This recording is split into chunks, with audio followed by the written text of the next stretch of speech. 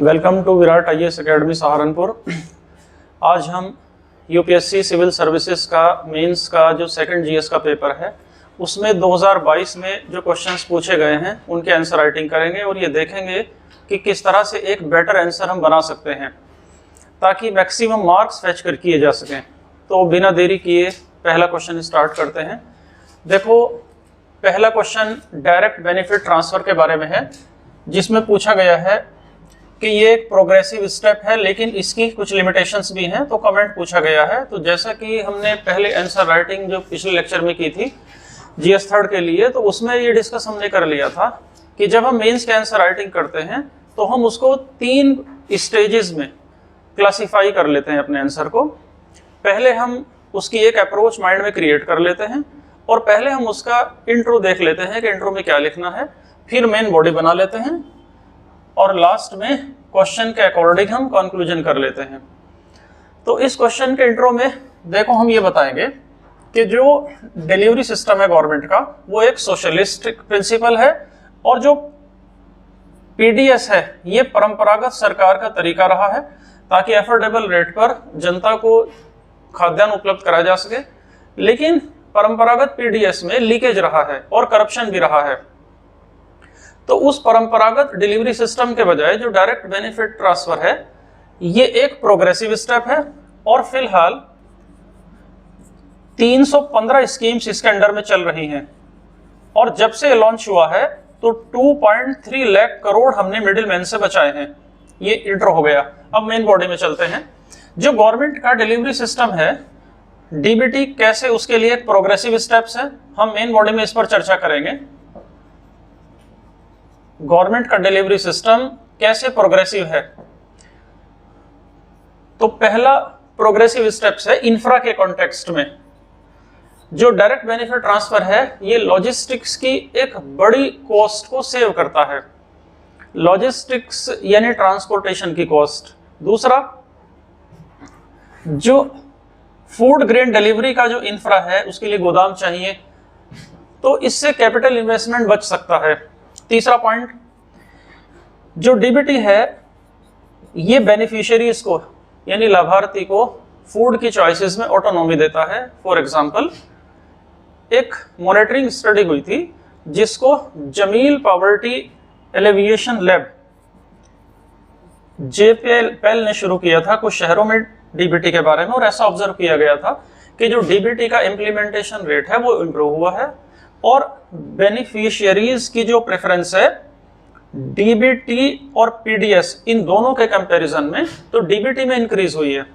Next point, DBT के साथ beneficiary easily communicate करते हैं और अगर उन्हें बेनिफिट रिसीव नहीं होते तो वो इजीली सूचित कर सकते हैं, कम्युनिकेट कर सकते हैं। नेक्स्ट पॉइंट, क्योंकि लोगों को डायरेक्टली बेनिफिट मिलता है तो जो घोस्ट बेनिफिशियरीज हैं, जो फर्जी लाभार्थी हैं, वो इजीली हटाए जा सकते हैं। नेक्स्ट, हम इसी प्रोग्रेसिव स्टेप्स में बताएंगे कि गवर्नेंस के लिए क्या बेनिफिट है। तो हम बताएंगे कि जो फूड ग्रेन का जो स्टोरेज और डिस्ट्रीब्यूशन है उसमें लीकेज होते हैं और इससे गवर्नेंस के लिए इन लीकेज को भरने में, रिड्यूस करने में मदद मिलती है। नेक्स्ट, डीबीटी जो है वो करप्शन को प्रिवेंट करता है, यानी सीधा पैसा बैंक अकाउंट में जाता है। जो अलॉटेड मनी है, जो मनी अलॉट किया गया है उसकी अकाउंटेबिलिटी, उसकी जवाबदेही सुनिश्चित की जा सकती है। तो ये हमने 7 पॉइंट से बताया कि कैसे डीबीटी एक प्रोग्रेसिव स्टेप्स है। नेक्स्ट क्वेश्चन के हम उस पार्ट पर चर्चा करेंगे जिसमें पूछा गया है कि डीबीटी की लिमिटेशंस क्या हैं। देखो, पहली लिमिटेशन तो हम इसकी बताएंगे कि जो रिमोट एरियाज हैं वहाँ मार्केट आज भी पुअरली डेवलप्ड है, तो बेनिफिशियरीज के लिए बड़ा डिफिकल्ट है कि वो मार्केट पर एक्सेस कैसे बनाए, पहुंच कैसे बनाए। जैसे एक फेयर प्राइस की शॉप है, उचित लाभ की दुकान है और वेल डेवलप्ड नेटवर्क अगर उन दुकानों का, उन शॉप्स का करना है तो रिमोट एरियाज में थोड़ा सा मुश्किल काम है। दूसरा, अभी भी ये पॉसिबिलिटी है कि जो लोकल मार्केट्स हैं वो होर्डिंग करती हैं, ये आर्टिफिशियल स्टोरेज करते हैं। तीसरी लिमिटेशन हम ये बताएंगे कि जो डीबीटी है ये सरकार की जो जिम्मेदारी है, जो रेस्पॉन्सिबिलिटी है, उसको डिसमेंटल करता है, उसको कमजोर करता है, क्योंकि इसका एग्रीकल्चर के ऊपर और किसानों के प्रोडक्शन के ऊपर एक उल्टा असर होता है, एक एडवर्स इम्पैक्ट आता है। इकोनॉमिकल लिमिटेशन क्या है इसकी? इसमें हम ये बताएंगे इकोनॉमिकल लिमिटेशंस में कि जो सप्लाई है वो इनइलास्टिक होती है, जिससे इन्फ्लेशन बढ़ सकता है, क्योंकि इतने बड़े पैमाने पर लाखों करोड़ रुपया कैश ट्रांसफर होगा तो इससे इन्फ्लेशन हो सकता है। नेक्स्ट, जो पीडीएस है, जो राशन प्रोवाइड करता है एक कांस्टेंट प्राइस पर, इसमें मार्केट का फ्लक्चुएशन नहीं देखा जाता, लेकिन कैश ट्रांसफर से मार्केट में फ्लक्चुएशंस देख सकते हैं, हो सकते हैं। नेक्स्ट हम ये बताएंगे कि जो कैश है वो किसी लोग उसे किसी दूसरे मद में भी खर्च कर सकते हैं, यानी स्विल्डन आउट कर सकते हैं, एक्स यानी दूसरी जगह यूज हो सकता है। देखो नेक्स्ट लिमिटेशन, अभी बैंकिंग फैसिलिटी भी देश में लिमिटेड है, अभी भी सुदूर आदिवासी ट्राइबल एरियाज में बैंकिंग फैसिलिटी नहीं है, इनएडिक्वेट बैंकिंग फैसिलिटीज हैं। बेनिफिशियरी के लिए क्या लिमिटेशन है? देखो जो कैश ट्रांसफर होगा तो नेचुरली वो उनके अकाउंट्स में आएगा, क्योंकि ऐसा भी हो सकता है कि जो कैश दिया गया है उसका इस्तेमाल कहीं और कर लिया जाए, कहीं और एक्सपेंडिचर में वो खर्च कर डाले। फॉर एग्जांपल, जो कैश के खर्च करने का जो डिसीजन है वो आज भी फैमिली में पुरुष मेंबर्स लेते हैं, जो उस पैसे को जो उनके अकाउंट में आया है उसे फूड पर खर्च भी कर सकते हैं और नहीं भी कर सकते हैं। तो ये हमने दोनों डायमेंशंस डिस्कस कर ली। अब हम लास्ट में कंक्लूजन कर लेंगे और उसमें हम ये लिख सकते हैं कि जो डीबीटी है वो किसी भी बेनिफिशियरी के लिए उस चूज करने की उसको फ्रीडम होनी चाहिए कि वो कैश लेना चाहता है या वो पीडीएस के थ्रू फूड ग्रेन लेना चाहता है, और सरकारों को इस दिशा में आगे बढ़ना चाहिए। हालांकि सरकारें इस दिशा में ई रूपी के साथ गवर्नमेंट आई है, जो डीबीटी सिस्टम को रेवोल्यूशनराइज कर सकता है, यानी उसमें क्रांतिकारी बदलाव ला सकता है। तो ये हमारा क्वेश्चन हो गया। नेक्स्ट जिस क्वेश्चन पर हम चर्चा करेंगे वो क्वेश्चन आप देख लीजिए।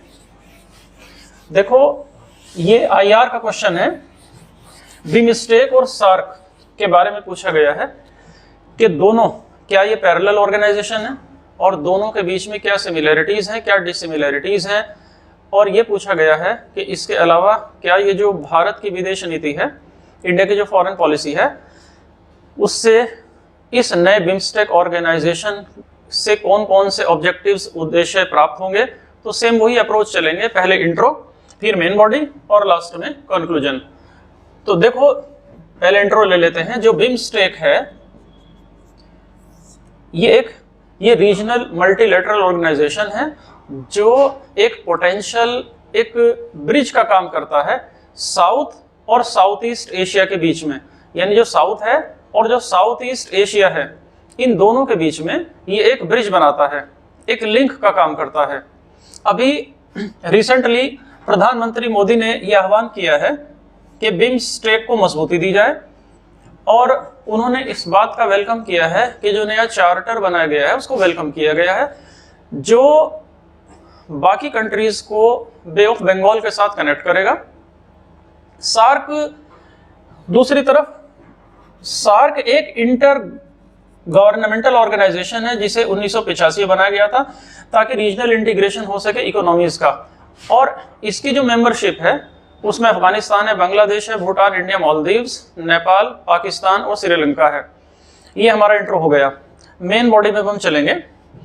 हम ये मेन बॉडी में बताएंगे कि बिमस्टेक सार्क के समानांतर पैरेलल रूप में कैसे इमर्ज हो रहा है।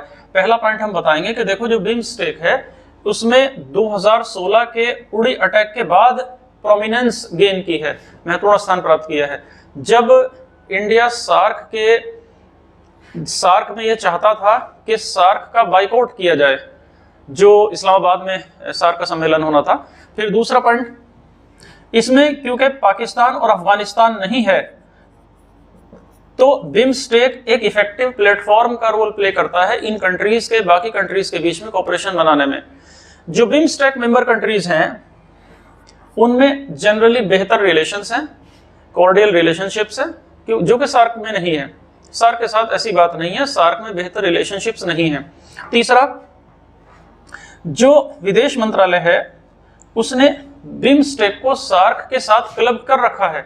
ये बताता है कि जो बिम्स्टेक के ऊपर फोकस है, जो पाकिस्तान का एंटी टेरर जो इनिशिएटिव है सार्क के भीतर, वो अभी भी उसमें गंभीरता की कमी है, तो इसलिए भारत बिम्स्टेक की तरफ मूव हुआ है, उन्मुख हुआ है। नेक्स्ट हम ये बताएंगे कि सार्क में रुकावट आ रही है, सार्क स्टैग्नेंट हो गया है, और स्टैग्नेंट होने का एक रीजन है पाकिस्तान का होना, क्योंकि पाकिस्तान टेररिज्म को बढ़ावा देता है और फिर रिसोर्सेज का क्रंच भी है, और कोई डिस्प्यूट को रेजोल्यूशन करने का मैकेनिज्म भी सार्क में नहीं है। तो इस वजह से भी बिम्स्टेक ने एक प्रोमिनेंट रोल गेन कर लिया है। तो ये मेन बॉडी का एक डायमेंशन हमने डिस्कस कर लिया। नेक्स्ट डायमेंशन मेन बॉडी की हम ये डिस्कस करेंगे कि बिम्स्टेक और सार्क के बीच में सिमिलैरिटीज क्या हैं, समानताएं क्या हैं। तो हम सिमिलैरिटीज और डिससिमिलैरिटीज दोनों देख लेंगे। तो समानता क्या है? पहली समानता देखो, मेंबरशिप लगभग कॉमन है। कॉमन मेंबर्स कौन है? कॉमन मेंबर्स हैं इंडिया, भूटान, श्रीलंका, नेपाल और बांग्लादेश। दूसरा सिमिलैरिटी, दोनों इंटर रीजनल ऑर्गेनाइजेशन है, दोनों का उद्देश्य एक जैसा है। तीसरी सिमिलैरिटी, दोनों इकोनॉमिक कोऑपरेशन पर फोकस करते हैं, आर्थिक सहयोग पर और रीजनल कोऑपरेशन पर फोकस करते हैं। नेक्स्ट, दोनों इक्वेलिटी और साझेदारी की जो भावना है उसको एनकरेज करते हैं। नेक्स्ट समानता, जो सपोर्ट है एजुकेशन में, साइंस में, टेक्नोलॉजी में, वो सिमिलरिटी है, वो दोनों जगह है, बिम्स्टेक में भी और सार्क में भी। तो ये हमने कुछ समानताओं की बात कर ली। अब बात करेंगे डिससिमिलरिटीज की।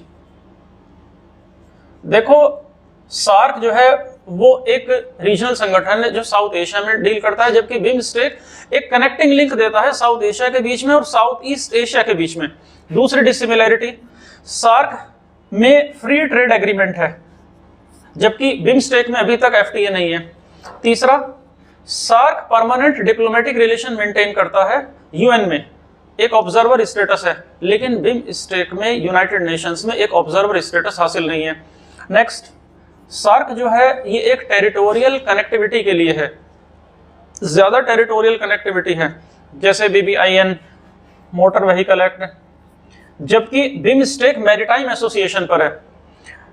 नेक्स्ट सिमिलैरिटी, सार्क 1985 बनाया गया था कोल्ड वॉर के दौरान, जबकि बिम्स्टेक 1997 में बनाया गया था कोल्ड वॉर के बाद, पोस्ट कोल्ड वॉर पीरियड में। तो ये हमने डिससिमिलैरिटीज की और सिमिलैरिटी की डायमेंशन डिस्कस कर ली। नेक्स्ट डायमेंशन हम ये देखेंगे कि इंडिया के कौन कौन से फॉरेन पॉलिसी ऑब्जेक्टिव्स हैं, कौन कौन से उद्देश्य भारत हासिल कर सकता है। देखो, पहला उद्देश्य हासिल कर सकता है, बिम्स्टेक एक ब्रिज का काम कर सकता है साउथ एशिया और साउथ ईस्ट एशिया के बीच में, और इस क्षेत्र का इकोनॉमिकल डेवलपमेंट हो सकता है। दूसरा, जो यहाँ की सरकारें हैं वो एस्टेब्लिश्ड सरकारें हैं, बिम्स्टेक की सरकारें भी, और सभी इन नेशंस के बीच में शानदार रिलेशंस हैं एक दूसरे के साथ। तीसरा, बिम्स्टेक मदद करता है सब कॉन्टिनेंट की कनेक्टिविटी में ज्यादा बेहतर तरीके से, जो कि क्योंकि इसमें आसियान और म्यांमार और थाईलैंड का एंगल इसमें शामिल है। फोर्थ पॉइंट, बिम्स्टेक इंडिया को बे ऑफ बंगाल के मेकोंग रीजन के निकट लाता है, सब हिमालयन रीजन के निकट लाता है, और बिम्स्टेक के पास अभी ऐसा पोटेंशियल है जो अभी टैप नहीं किया जा सका है। बिम्स्टेक के पास नेचुरल रिसोर्सेज है, ह्यूमन रिसोर्सेज की भरमार है, जो रीजनल इकोनॉमिक के लिए लाभ दे सकता है। नेक्स्ट, जो मोटर व्हीकल एक्ट है जो इंडिया, म्यांमार और थाईलैंड के बीच हुआ है, इससे बहुत ज्यादा ट्रेड इस रीजन में बढ़ सकता है। बिम्स्टेक कंट्रीज के पास बहुत ज्यादा व्यापार की संभावनाएं, अपार संभावनाएं हैं सार्क की अपेक्षाकृत। नेक्स्ट, जो कलादान है, मल्टी मॉडल प्रोजेक्ट, जो कनेक्टिविटी और आर्थिक सहयोग को इस क्षेत्र में बहुत बढ़ावा देगा। नेक्स्ट, इंडिया का जो गोल है नेट सिक्योरिटी प्रोवाइडर का इंडियन ओशन रिम एसोसिएशन में, उसको बहुत ज्यादा बूस्ट मिलेगा क्योंकि कोऑर्डिनेशन बढ़ेगा और बिम्स्टेक कंट्रीज के बीच में कम्युनिकेशन भी बढ़ेगा। और एक और बहुत इंपॉर्टेंट पॉइंट हम यहां डाल सकते हैं, काउंटर चाइनीज इन्फ्लुएंस का। देखो, इससे क्या होगा, जो चाइनीज इन्फ्लुएंस है नेबरिंग कंट्रीज में वो बढ़ रहा है और चीन एक आसियान सेंट्रलिटी ले रहा है, तो वहां इंडो पैसिफिक रीजन में इंडिया की जो जियोपॉलिटिक्स है वो काम कर पाएगी। लास्ट, पाकिस्तान को हम आइसोलेट कर पाएंगे, पाकिस्तान का आइसोलेशन हो जाएगा बहुत सारे इंटरनेशनल फोरम्स में, तो ये उद्देश्य हम साध सकते हैं। लेकिन क्वेश्चन में भी पूछा गया है कि लिमिटेशंस क्या हैं, तो हम ये भी डिस्कस करेंगे स्मार्ट तरीके से। देखो, जो हमारी इन कंट्रीज के साथ जो एंगेजमेंट है वो मोस्टली एडहॉक है, यानी अस्थायी नेचर की है, और ऐसी इन कंट्रीज के साथ कोई रिलेशन नहीं बन पाए हैं कि जो हम मल्टीपल लेवल पर एक लगातार इनके साथ अपने संबंध बेहतर बना सके और एंगेज कर पाए। कोई फ्री ट्रेड एग्रीमेंट नहीं है, इसी लिमिटेशन का पॉइंट हम बताएंगे। नेक्स्ट लिमिटेशन का पॉइंट, इंडिया की डोमिनेंस के खिलाफ एक संदेह भी है इन देशों में, इन साउथ एशिया के देशों में, कि ऐसा भारत एक बड़ा देश है तो ये अपनी डोमिनेंस स्थापित ना कर ले। ये जो ऑर्गेनाइजेशन है इसके पास कोई विजन भी नहीं है, मतलब एक लॉन्ग टर्म विजन की कमी है। नेक्स्ट, कोई डिपार्टमेंटल सेटअप नहीं है जो इसकी फंक्शनिंग की, इसकी कारगुजारी को देखे। और नेक्स्ट जो लिमिटेशन है, जो साउथ एशियन स्टेट्स हैं वो अभी पॉलिटिकली रूप से कमजोर हैं, साउथ ईस्ट एशियन नेशंस, और इकोनॉमिक प्रोजेक्ट्स जो हैं इस रीजन में वो अभी तक पूरी तरह फेल रहे हैं, पूरी तरह वो स्थापित नहीं हो पाए हैं। तो ये हमने मेन बॉडी डिस्कस कर ली, और अंत में हम चलेंगे कंक्लूजन की तरफ, जिसमें हम ये बताएंगे कि देखो, अंतर्राष्ट्रीय संबंधों में हर डिश के लिए अलग अलग स्पून होती है, यानी हर प्लेट के लिए अलग चम्मच होती है। तो ये एक ऐसा ऐतिहासिक कहावत है जो सदा सच होती है, और इसी के साथ चलते हुए ये बेहतर होगा कि हम जो सार्क है, सार्क की भी महत्व को हम नज़रअंदाज न करें, क्योंकि सार्क जो है वो अभी भी रेलेवेंस रखता है, क्योंकि इंडिया बिमस्टेक के साथ एंगेज कर रहा है, इसलिए सार्क को इग्नोर करने की जरूरत नहीं है। और ऐसी कोई वजह नहीं बनती कि जब भी सार्क को ऊपर उठाने की बात आएगी, सार्क से फायदा उठाने की बात आएगी, तो इंडिया इस अपॉर्चुनिटी को मिस नहीं करेगा। तो ये हमने डिस्कस कर लिया, बैलेंस कंक्लूजन दे दिया। नेक्स्ट क्वेश्चन है हमारा, आप देख लें, GS2 मेंस का। देखो, इस क्वेश्चन में कहा गया है कि जो RPA 1951 है, जो MLAs और MPs को डिस्क्वालीफाई करता है, तो पूछा गया है कि वो कौन सी ग्राउंड्स हैं जिनके बेस पर एक कैंडिडेट्स को, जिसका इलेक्शन हो चुका, उसको कैसे डिक्लेयर किया, इलेक्शन वार्ड डिक्लेयर किया जा सकता है, और पीड़ित पार्टी को कौन कौन सी रेमेडी उपलब्ध हैं, तो ये सब पूछा गया है। तो सेम वही ट्रेडिशन रहेगा कि पहले इंट्रो रहेगा, फिर मेन बॉडी रहेगी, और अंत में कंक्लूजन रहेगा। तो देखो, ये क्वेश्चन काफ़ी इंपॉर्टेंट है, क्योंकि अभी राहुल गांधी को जिस तरह से सूरत की जिला अदालत ने डिस्क्वालीफाई किया है RPA 1951 के सेक्शन 84 के तहत, तो इसलिए ये फिर से चर्चा में आ गया है, और ये लगातार चर्चा में आता ही रहेगा। तो इसलिए इसकी हम डायमेंशन बनाएंगे।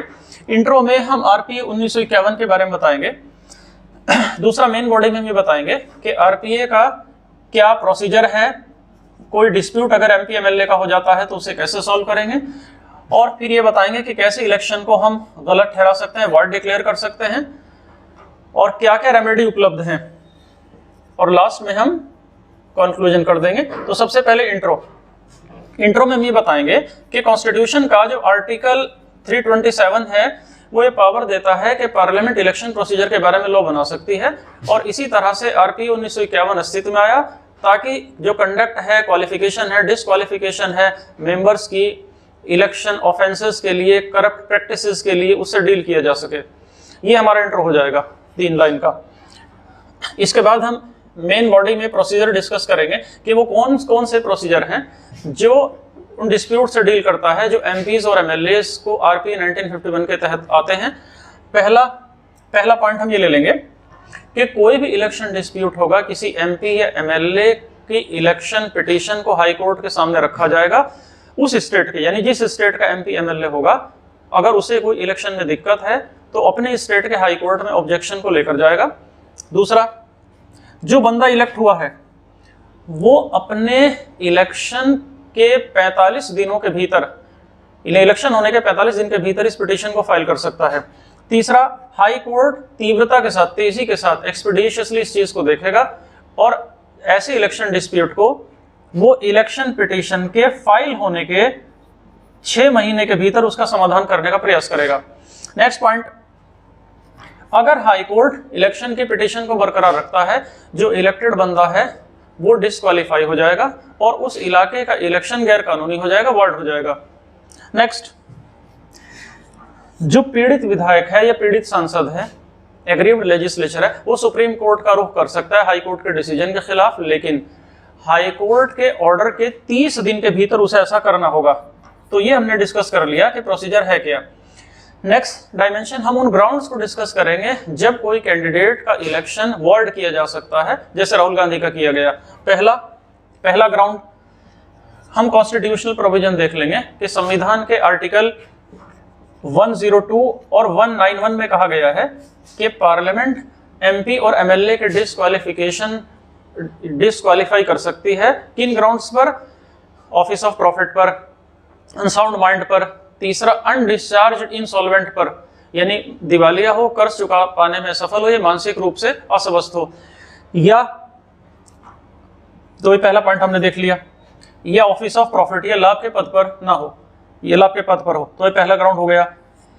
दूसरा, जिस ग्राउंड पर किसी कैंडिडेट का इलेक्शन वर्ड हो जाएगा वो है एंटी डिफेक्शन, जो 10th शेड्यूल में है, उस ग्राउंड पर हो जाएगा। तीसरा, करप्ट प्रैक्टिसेस यानी भ्रष्ट आचरण, इसका एग्जांपल ले लेते हैं करप्ट प्रैक्टिसेस का। देखो, कास्ट को एक क्राइटेरिया के तौर पर इस्तेमाल करके अगर कोई वोट मांग रहा है तो इसे करप्ट प्रैक्टिसेस माना जाएगा, और इसे माना गया था अभिराम सिंह केस में। अभिराम सिंह केस। नेक्स्ट, जो विधायक या सांसद हैं वो अपनी इच्छा से भी पार्टी की मेंबरशिप अगर छोड़ेगा या सदन के भीतर अगर वोट देने से एब्सटेन करेगा तो भी, या पार्टी के व्हिप के निर्देशों का अगर उल्लंघन करेगा तो भी। नेक्स्ट, जो नॉमिनेटेड मेंबर्स हैं वो किसी भी पॉलिटिकल पार्टी में 6 महीने के भीतर ज्वाइन कर सकते हैं, और अगर वो ऐसा नहीं करते उसके बाद यानी ज्वाइनिंग करते हैं तो डिस्क्वालीफाई माने जाएंगे। नेक्स्ट पॉइंट, जो इंडिपेंडेंट यानी निर्दलीय रूप से जो एमपी एमएलए जीत कर आए हैं, अगर वो जीतने के बाद किसी पार्टी को ज्वाइन कर लेते हैं तो ये भी 10th शेड्यूल के तहत डिस्क्वालीफाई हो जाएंगे। नेक्स्ट, अगर कोई इलेक्टेड एमपी या एमएलए किसी क्राइम के लिए 2 साल या 2 से ज्यादा की सजा पाता है तो उसका इलेक्शन गैर कानूनी उसी दिन से हो जाएगा जिस दिन उसको सजा दी गई। ये बात कही गई लिली थॉमस केस में, लिली थॉमस केस। तो हमने इस तरह से वो आधार देख लिए जिसमें किसी एमपी और एमएलए के इलेक्शन को गैर कानूनी डिक्लेयर किया जाता है। नेक्स्ट, अब हम ये देखेंगे कि क्या उपचार उपलब्ध है, क्या रेमेडी उपलब्ध है इसके विरुद्ध। देखिए, पहला, किसी भी डिस्क्वालिफिकेशन के बारे में जो डिसीजन होगा वो स्पीकर को उसका पूरा अधिकार होगा, और अगर स्पीकर की कुर्सी खाली है तो फिर डिप्टी स्पीकर इसका निर्णय करेगा। सेकंड पॉइंट, स्पीकर का डिसीजन डिस्क्वालिफिकेशन के बारे में फाइनल होगा और उसका जुडिशियल रिव्यू हो सकेगा। ये बात कही गई थी किहोटो होलोहन केस में।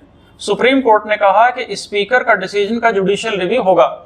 तीसरा पॉइंट, जो डिस्क्वालिफाइड पर्सन है वो जुडिशरी के पास जा सकता है, इलेक्शन कमीशन के पास भी जा सकता है। नेक्स्ट पॉइंट, सुप्रीम कोर्ट जो एग्रीव्ड लेजिस्लेचर्स हैं, जैसे देखो एसआर बोम्मई केस आया था, SR Bommai case versus union of India में कहा गया था कि अगर कोई किसी पॉलिटिकल पार्टी से डिफेक्शन करता है तो इसके बारे में जो डिसीजन है, यानी जो डिफेक्शन है पॉलिटिकल पार्टीज में, ये लेजिस्लेचर में तय हो और फ्लोर टेस्ट से बात तय होनी चाहिए। नेक्स्ट पॉइंट, देखो जो सुप्रीम कोर्ट होगा उसका डिसीजन फाइनल होगा किसी फ्लोर टेस्ट के बारे में, यानी जो भी डिसीजन होगा वो सुप्रीम कोर्ट का फाइनल होगा। जैसे शिवसेना का जो धड़ा था जिसने सुप्रीम कोर्ट में अपना एक मुकदमा जीत लिया और 2/3 जो एमएलए थे वो इनके साथ आ गए, तो फाइनल डिसीजन का सुप्रीम कोर्ट का इनके पक्ष में आ गया। नेक्स्ट, अगर पार्टी के सिंबल का कोई विवाद है, यानी जो चुनाव चिन्ह है अगर उसका कोई विवाद है तो इसकी सुनवाई की जो अथॉरिटी है वो इलेक्शन कमीशन को है पार्टी सिंबल के बारे में। जैसे इलेक्शन कमीशन ने 2 पत्तों का जो चुनाव चिन्ह है वो तमिलनाडु की पार्टी AIADMK को दिया दूसरे विरोधी की अपेक्षा। इसी तरह जब स्वर्गीय मुलायम सिंह यादव और उनके बेटे अखिलेश यादव के बीच में पार्टी का बंटवारा हो गया तो साइकिल चुनाव चिन्ह को लेकर अखिलेश यादव को दिया गया, तो इलेक्शन कमीशन ने ऐसा किया। तो पार्लियामेंट है और जो स्टेट लेजिस्लेचर है उनको संविधान और जो वैधानिक संस्थाएं हैं उनका गवर्नेंस के अस्थायित्व में उसका ध्यान रखना चाहिए। और लास्ट में हम ये निष्कर्ष दे सकते हैं कंक्लूजन में कि जो इलेक्शन है वो किसी भी लोकतंत्र का सबसे बड़ा फेस्टिवल होता है और इंडिया क्योंकि वर्ल्ड का सबसे ज़्यादा आबादी वाला देश है, तो इसको एक उचित इलेक्शन की प्रक्रिया को इस्टेब्लिश करना चाहिए और एनकरेज करना चाहिए। तो ये निष्कर्ष हम दे सकते हैं। नेक्स्ट क्वेश्चन हम लेंगे। नेक्स्ट क्वेश्चन है, देखो नेक्स्ट क्वेश्चन कह रहा है कि जो गवर्नर की जो लेजिस्लेटिव पावर्स हैं तो उनके बारे में बताइए। और इस क्वेश्चन में भी पूछा जा रहा है कि जो ऑर्डिनेंस, जो अध्यादेश गवर्नर लागू करता है उनके बारे में पूछा गया है कि उनके बारे में बात की जा रही है। सबसे पहले इंट्रो। देखो, भारत का संविधान एक संसदीय शासन को स्थापित करता है, सेंटर में भी और स्टेट में भी। इसी तरह गवर्नर को केवल एक नॉमिनल एग्जीक्यूटिव यानी एक प्रतीकात्मक कार्यपालक बनाया गया है। इसको रियल एग्जीक्यूटिव नहीं है। रियल एग्जीक्यूटिव तो काउंसिल ऑफ मिनिस्टर है जिसका हेड चीफ मिनिस्टर है। ये नेक्स्ट आएंगे मेन बॉडी में। देखो वो कौन सी कंडीशंस हैं जो एक गवर्नर को लेजिस्लेटिव पावर एक्सरसाइज कराती हैं, वो कौन कौन सी कंडीशंस हैं। पहली कंडीशन, एक गवर्नर स्टेट की लेजिस्लेचर को समन कर सकता है, प्रोरोग कर सकता है या डिसॉल्व कर सकता है। दूसरा, गवर्नर सदन को मैसेज भेज सकता है किसी भी बिल के बारे में, कोई मैसेज भेज सकता है कि कोई बिल पेंडिंग है। तीसरा, गवर्नर किसी भी मेंबर को स्टेट लेजिस्लेटिव असेंबली में ये कह सकता है कि वो स्पीकर या डिप्टी स्पीकर की कुर्सी खाली रहने पर उनके एब्सेंस में अब जो सदन है उसका संचालन करेगा। इसी तरह वो किसी भी मेंबर को, अगर उस स्टेट में लेजिस्लेटिव काउंसिल है उस स्टेट में, तो वहां भी अपॉइंट कर सकता है उसकी प्रोसीडिंग्स को रन करने के लिए, अगर वहां पर चेयरमैन और डेप्यूटी चेयरमैन का चेयर वैकेंट है। Next point, governor 1/6 members legislative council में उन लोगों में से नॉमिनेट करेंगे जिनको स्पेशल नॉलेज होगी या उन्हें प्रैक्टिकल एक्सपीरियंस है लिटरेचर का, साइंस का, आर्ट का, कोऑपरेटिव मूवमेंट का और सोशल सर्विस का। और वो एक मेंबर पहले एंग्लो इंडियन कम्युनिटी के लिए नॉमिनेट करता था, लेकिन अब ये प्रावधान नहीं लिखा जाएगा, तो इसको आप बाईपास कर देंगे। नेक्स्ट, गवर्नर ये तय करता है कि अगर किसी मेंबर का डिस्क्वालिफिकेशन करना है तो वो इलेक्शन कमीशन से डिस्कस करके किसी एमएलए को डिस्क्वालीफाई करा सकता है। नेक्स्ट, गवर्नर के पास पावर है कि वो किसी भी बिल को आर्टिकल 201 के तहत प्रेसिडेंशियल कंसिडरेशन के लिए फॉरवर्ड कर सकता है। इस तरह के केस में गवर्नर अपनी डिस्क्रेशन का यूज कर सकता है और खास तौर से ऐसे मामलों में तो ऐसा करना उसके लिए ऑब्लिगेटरी है, जरूरी है, जब कोई ऐसा बिल हो जो स्टेट की विधानसभा द्वारा पास किया जा रहा हो और जिससे उस स्टेट के हाई कोर्ट की पोजीशन और पावर खतरे में आ गई हो। इसके अलावा गवर्नर किसी भी बिल को रिजेक्ट कर सकता है, प्रेसिडेंशियल कंसिडरेशन के लिए भेज सकता है, अगर वो कुछ खास किस्म की नेचर रखता हो। जैसे अगर वो संविधान के विरुद्ध हो तो रिजर्व कर लेगा। दूसरा, अगर वो डीपीएसपी के अगेंस्ट हो। तीसरा, अगर वो देश के हितों के खिलाफ हो, यानी देश के लार्जर इंटरेस्ट में ना हो। नेक्स्ट, अगर वो नेशनल इंपॉर्टेंस पर बहुत ही बैड इंपैक्ट डालते हो। नेक्स्ट, अगर वो कंपल्सरी एक्विजिशन ऑफ प्रॉपर्टी से संबंधित हो अंडर कॉन्स्टिट्यूशन, तो उसको रिजेक्ट कर सकता है। नेक्स्ट हम बात करेंगे कि जो गवर्नर की जो ऑर्डिनेंस को लागू करने की जो शक्ति है उसके बारे में। देखो, गवर्नर जो है वो ऑर्डिनेंस जारी कर सकता है अगर स्टेट की लेजिस्लेचर अपने सत्र में ना हो, और वो ऑर्डिनेंस को कभी भी विड्रॉ कर सकता है। तो इसकी लीगैलिटी क्या है? देखो, ये कॉन्स्टिट्यूशनल है अंडर आर्टिकल 213 के तहत। डीसी वाधवा का एक केस है, हम एक केस लेंगे, DC Wadhwa versus state of Bihar. Supreme court ने 1986 में ये रूल किया था कि जो ऑर्डिनेंस है वो बेसिक फंडामेंटल्स ऑफ कॉन्स्टिट्यूशन के विपरीत है और वो डेमोक्रेटिक प्रोसेस के भी खिलाफ है। जो मैकेनिज्म है ये गवर्नमेंट को यानी लेजिस्लेचर को इग्नोर कर देगा।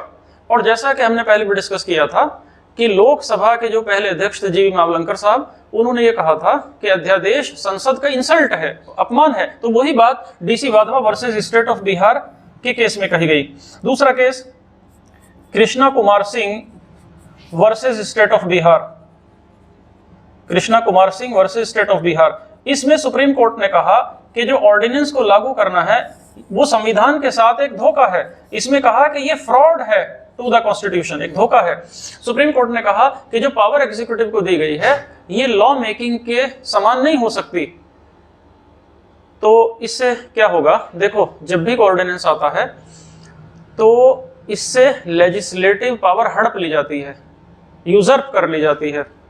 और क्या मुद्दा खड़ा होता है इससे, जो doctrine of separation of power है जिस पर पूरा संविधान टिका है, यानी शक्तियों का पृथक्करण, वो पूरा का पूरा खतरे में आ जाता है, वायलेट हो जाता है। और जैसा कि हमने पहले डिस्कस हमने कर लिया कि सुप्रीम कोर्ट का जो डिसीजन है वो पूरी तरह इग्नोर हो जाता है। जो सुप्रीम कोर्ट का क्लियर स्टैंस है ऑर्डिनेंस के प्रोमलगेशन के बारे में कि ये कॉन्स्टिट्यूशन के फंडामेंटल स्ट्रक्चर के विरोध में है। तो ये हमने इसके डायमेंशन डिस्कस कर ली और लास्ट में कंक्लूड कर लेंगे। जस्टिस चंद्रचूड़ सर का हम स्टेटमेंट दे देंगे। उन्होंने कहा था कि जो रीप्रोमulgation ऑफ ऑर्डिनेंस है इट इज ए फ्रॉड और ये कॉन्स्टिट्यूशन लेजिस्लेटिव प्रोसेस के खिलाफ है, यानी अध्यादेश का जो क्रियान्वयन है, जो इसका लागू करना है, ये संविधान के साथ एक धोखा है और डेमोक्रेटिक प्रोसेस को ये डिस्ट्रॉय करने के समान है।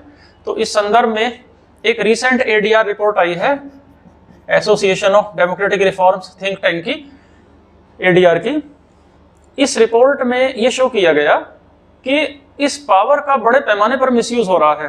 फॉर एग्जांपल अकेले केरला में 144 ऑर्डिनेंस 2021 में एडीआर के अकॉर्डिंग पारित किए गए।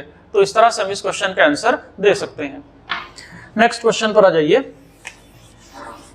देखो नेक्स्ट क्वेश्चन में पूछा जा रहा है कि जो भारत की नेशनल पॉलिटिकल पार्टीज हैं, जो राष्ट्रीय दल हैं, वो सेंट्रलाइजेशन को फेवर करते हैं, जबकि जो रीजनल पार्टियां हैं वो स्टेट ऑटोनॉमी चाहते हैं, यानी वो स्वायत्ता चाहते हैं। तो इस संबंध में कमेंट पूछा गया है। तो सबसे पहले इंट्रो में हम बताएंगे कि देखो भारत का संविधान ऐसे पॉलिटिकल सिस्टम को चाहता है जो अपनी नेचर में फेडरल हो, यानी सरकार के दो लेवल हो, एक नेशनल लेवल और दूसरा स्टेट लेवल। जबकि जो इंडियन कॉन्स्टिट्यूशन है वो स्ट्रक्चरली केंद्र को ज्यादा पावर देता है स्टेट के अपेक्षाकृत। इसलिए ये एक पैराडॉक्स है, मतलब इसको हम सेंट्रलाइज्ड फेडरलिज्म एक विरोधाभास है भारत में। तो नेशनल पार्टीज जो है वो सेंट्रलाइजेशन को फेवर करती हैं, ये हम बताएंगे, हाँ जी करती हैं मेन बॉडी में। जैसे अभी आपने देखा कि जो देश का प्रमुख राजनीतिक दल है उसने कहा कि पूरे देश में एक साथ इलेक्शन हो, यानी वन नेशन वन इलेक्शन, यानी सेंटर और स्टेट में एक साथ इलेक्शन हो। दूसरा वन पॉलिसी फॉर वन, यानी वन पॉलिसी वन गवर्नेंस। इसका सबसे बड़ा एग्जांपल इस संदर्भ में है कृषि के जो कानून है फार्म लॉज, जो किसानों के आंदोलन के बाद वापस लिए गए थे, तो ये तो राज्य सरकारों के क्षेत्र में आता, उनका डोमेन था। तीसरा जो केंद्रीकरण है राजनीति का, उसने टेक्नोलॉजिकल चेंजेस को बड़ा बढ़ावा दिया है। मतलब खास तौर से जो नया एक वेलफेयर आर्किटेक्चर आया है उसने सेंट्रलाइज्ड जो पॉलिटिकल एट्रीब्यूशन है उसको काफी मतलब एक ब्रांडिंग दे दी है। और उसमें क्या हुआ है कि जो पॉलिटिकल चीफ हैं, पार्टियों के जो मुखिया हैं, वो ज्यादा महत्वपूर्ण बनकर उभरे हैं, यानी हाई कमान कल्चर उभर कर आया है। ये एक नया वेलफेयर आर्किटेक्चर आया है, एक नया तंत्र बना है जिसे वेलफेयर का नाम दिया गया है। नेक्स्ट, जो पार्टी के टिकट्स हैं, टिकटों का बंटवारा अभी भी बहुत ज्यादा सेंट्रलाइज्ड है, पार्टी टिकटों का बंटवारा, और अभी भी कोई भी पार्टी इससे अछूती नहीं है। यानी जो पार्टी लीडरशिप है वही डिसाइड करती है कि किसको टिकट मिलेगा और किसको नहीं मिलेगा। तो इसमें लोकल परफॉर्मेंस नहीं देखी जाती, तो इसमें पार्टी में कोई डेमोक्रेसी भी इससे एस्टेब्लिश नहीं होती। नेक्स्ट, जो बजट और वेलफेयर एलोकेशंस हैं वो भारत में सेंट्रल मैनर में होते हैं आज भी, यानी आज भी जितना भी पॉलिटिक्स है उसको पूरा का पूरा केंद्रीकृत है। और अच्छा, ये तो बात हुई। अब बात करेंगे कि रीजनल पार्टियां कैसे राज्य में ज्यादा स्वायत्ता मांगती हैं, क्षेत्रीय दल। देखो क्षेत्रवाद जो है ये राष्ट्रीय सरकारों के खिलाफ एक रिएक्शन था क्योंकि ये क्षेत्रीय पार्टियां एक पर्टिकुलर आइडियोलॉजी को फेवर करती हैं, पर्टिकुलर लैंग्वेज को फेवर करती हैं, अपने राज्य के कल्चर को फेवर करती हैं। जैसे साउथ के जो स्टेट्स हैं उन्होंने हिंदी को भारत में ऑफिशियल लैंग्वेज बनाने के खिलाफ आंदोलन किया, एंटी हिंदी मूवमेंट। उनको डर था कि कहीं नॉर्थ का डोमिनेंस हम पर ना हो जाए। इसी तरह असम में एंटी फॉरेन मूवमेंट शुरू किया गया असमीज के द्वारा, ताकि अपने कल्चर को प्रिजर्व किया जा सके। नेक्स्ट, जो सेंटर रही है, जो दिल्ली रही है, उसने लगातार नेग्लेक्ट भी किया है स्टेट्स के इंटरेस्ट्स को, यानी कॉन्सेंट्रेशन ऑफ पावर को दिल्ली ने अपने हाथ में रखा है। और ऐसे मौके भी आए हैं कि भारत में सन ऑफ द सॉइल की अवधारणा भी उभरी है, यानी धरती पुत्र की अवधारणा। और इस धरती पुत्र की अवधारणा के उभरने का कारण ये रहा है कि स्टेट को लगातार निगलेक्ट किया गया है।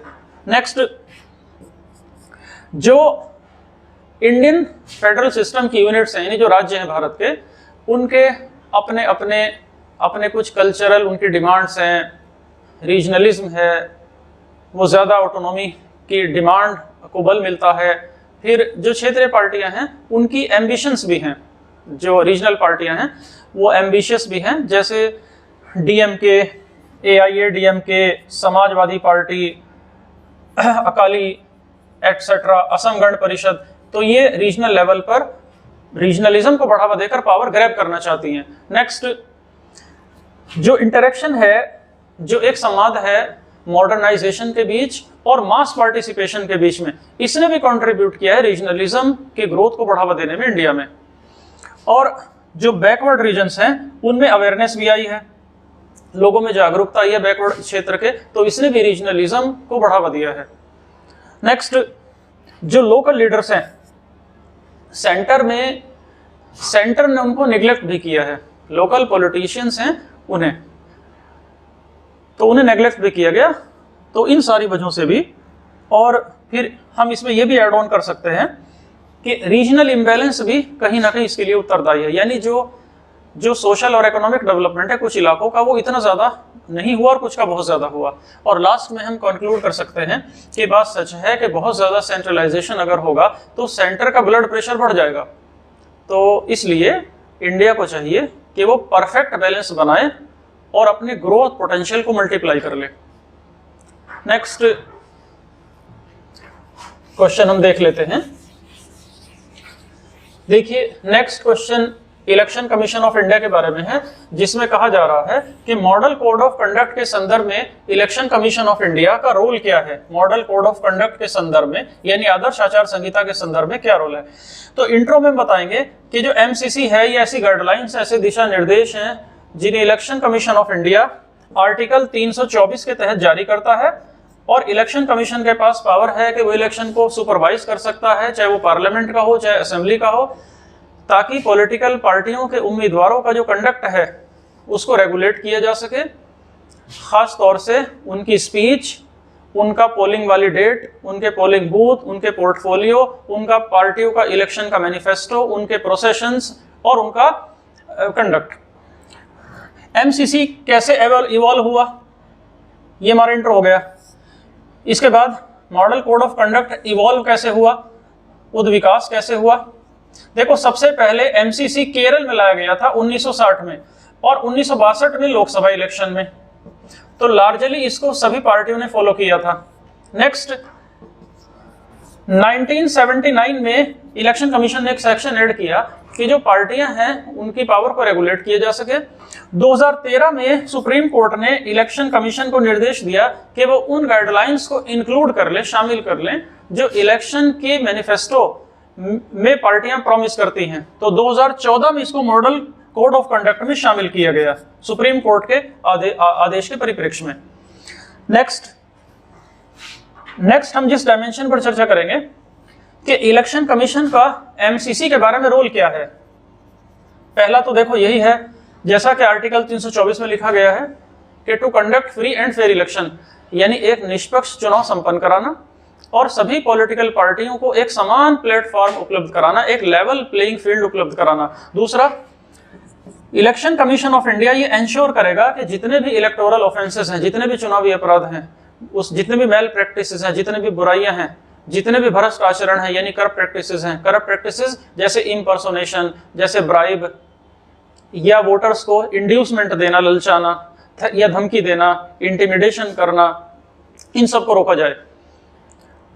Next, election commission of India ये सुनिश्चित करेगा, ये इंश्योर करेगा कि जो पॉलिटिकल पार्टियां हैं उनका जो क्रिटिसिज्म है वो लिमिटेड होना चाहिए और वो पॉलिटिकल पार्टियों की जो आलोचना है वो केवल उनकी पॉलिसीज और प्रोग्राम्स के संदर्भ में होनी चाहिए, उनके कामों के संदर्भ में होनी चाहिए।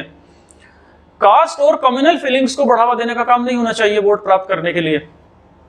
कैंडिडेट्स को आप क्रिटिसाइज करिए लेकिन वेरीफाइड रिपोर्ट के आधार पर, अनवेरीफाइड रिपोर्ट के आधार पर नहीं। इसी तरह इलेक्शन कमीशन ऑफ इंडिया ये सुनिश्चित करेगा कि जो इलेक्शन को कराने की जो मशीनरी है उसका मिसयूज ना हो। इलेक्शन कमीशन ऑफ इंडिया ये इंश्योर करेगा कि जो पार्टियां हैं उनको जो लोकल पुलिस की अथॉरिटीज हैं उनको ये बताना होगा, उन्हें बताना चाहिए कि वो कहाँ अपनी मीटिंग करेंगी, कहाँ अपना सम्मेलन करेंगी, ताकि उनके लिए उचित सिक्योरिटी अरेंजमेंट किए जा सके। Next point, election commission of India को यह भी इंश्योर करना होगा कि कोई भी दो प्रोसेशंस यानी दो जुलूस नेताओं के सेम रूट पर ना हो। अगर ऐसा होगा तो दोनों के बीच टकराव हो सकता है, तो क्लैश को अवॉइड करना है। और इसी तरह यह भी इंश्योर करना होगा इलेक्शन कमीशन को कि वो एक दूसरे के पुतले ना जलाएं, एफिजीज को बर्न ना करें।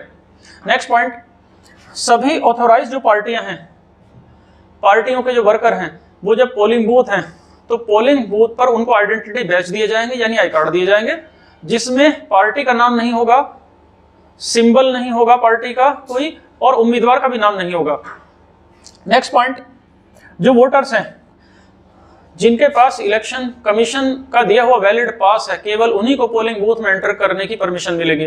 नेक्स्ट पॉइंट, जो इलेक्शन कमीशन होगा वो ऑब्जर्वर को अपॉइंट करेगा और कैंडिडेट अपनी प्रॉब्लम्स और इलेक्शन के कंडक्ट की जो भी प्रॉब्लम्स हैं वो ऑब्जर्वर्स को यानी जो पर्यवेक्षक हैं उनको रिपोर्ट करेंगे। Next point, election commission of India ये सुनिश्चित करेगा कि जो मंत्री हैं वो मंत्री ऑफिशियल्स का, अधिकारियों का मिसयूज ना करें, ऑफिशियल मशीनरी का मिसयूज ना कर सके इलेक्शन में।